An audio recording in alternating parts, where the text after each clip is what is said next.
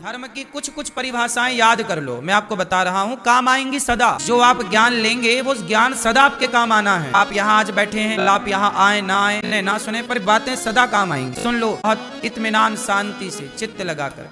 धर्म किसे कहते हैं? धर्म के रास्ते हैं कुछ, उनमें से सुनो। पहला रास्ता है दया। दया को ही धर्म कहते हैं। दया धर्म का मूल है। किसे कहते हैं? धर्म को। जिसके भीतर दया है, जो दयावान है, ही तो धर्मात्मा है। उसी के पास तो धर्म है जिसके भीतर दया है। इसलिए आज लोगों के भीतर दया नहीं है। मछली खा जाते हैं, मुर्गा खा जाते हैं, मार देते हैं स्वाद के लिए। दया होती तो क्यों जीव हत्या करते? जीव हत्या बता रही है कि लोग निर्दयी हो गए, दया समाप्त हो गई।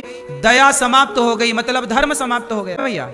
दया समाप्त हो गई मतलब धर्म समाप्त हो गया। दया ही नहीं तो धर्म क्या? तो आज धर्म कमजोर पड़ गया। कि क्या कमजोर पड़ गई? दया। इसलिए कहता हूं, जमाना अपनी दया छोड़ दे तो छोड़ दे भैया, आप लोग अपनी दया ना छोड़िए। दया सब पर करिए। दया, हमारे देश में इतनी दया थी, इतनी दया है। आज देखो ना, हम सनातनियों की दया, हमारे यहाँ दीपावली आती है तो दीपक जली आती है तो रंग लगता है। हमारे यहाँ किसी भी त्योहार, पर्व, उत्सव में किसी की हत्या नहीं होती। ऐसा नहीं होता कि आज हमारी दीपावली है चलो बकरा काटते हैं, आज हमारी होली है चलो बकरा काटते हैं। हमारे यहाँ किसी भी त्योहार में किसी की हत्या नहीं होती। होती है? जो लोग बकरे की बलि मंदिरों में चढ़ाते हैं, कुछ हिंदू वो मनमाना आचरण कर रहे हैं। शास्त्र कहीं परमिशन नहीं दे रहा है।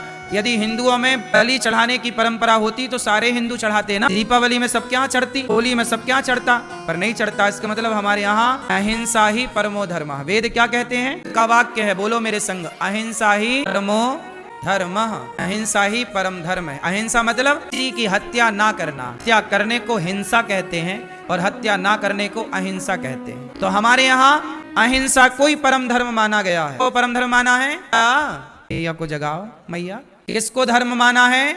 अहिंसा। आप बताओ, दया हमारे देश में इतनी थी कि पृथ्वीराज चौहान ने मोहम्मद गौरी को कई बार उन्हें क्षमा कर दिया। दया की क्यों की? क्योंकि हमारा धर्म ही है, भाषा ही है उसकी दया। हमारे देश के राजाओं में एक कमी थी कि वो दुश्मन पर भी दया कर लेते थे, और उसी का फायदा इस देश में मुगलों ने उठाया। हमारी दया का फायदा उठाकर उन्होंने रात में आक्रमण कर दिया, जबरदस्ती बंदी बना लिया। हमारे यहाँ कभी छाती या पीठ पर प्रहार करने की परंपरा नहीं थी। योद्धा से लड़ना है